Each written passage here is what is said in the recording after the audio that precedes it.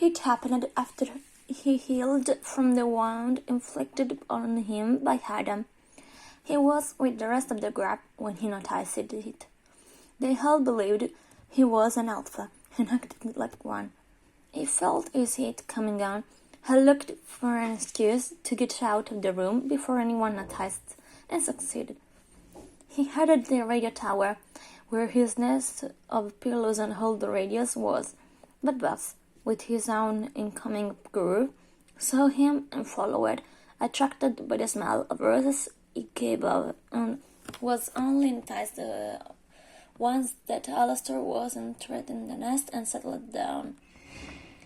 Instinctively, the other assumed the dangerous form against the threat, knowing that if the alpha got too close, he would risk being subjected to the pheromones emitted and losing control as a result.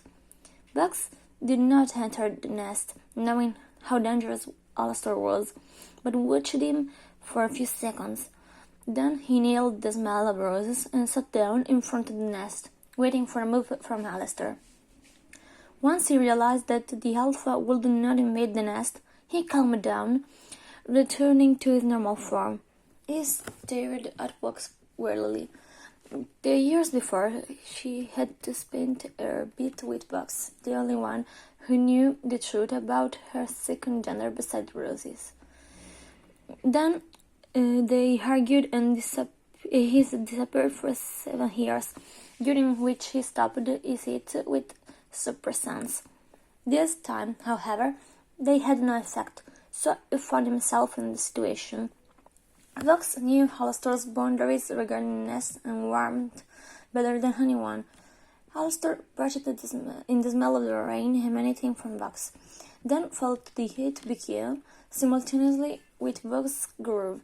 By spending them together, they had synchronized. Before losing his mind, he let Bugs into the nest and asked him to help him this time.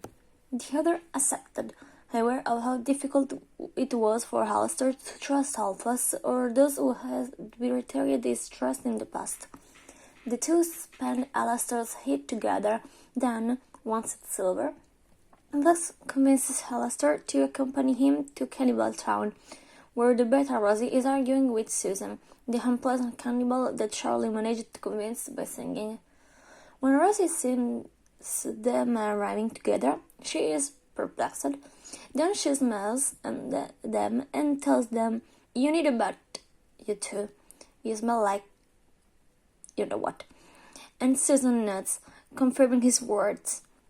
The two are embarrassed, but Rosie simply points to the shower, and the two go to wash themselves. Then each goes their own way.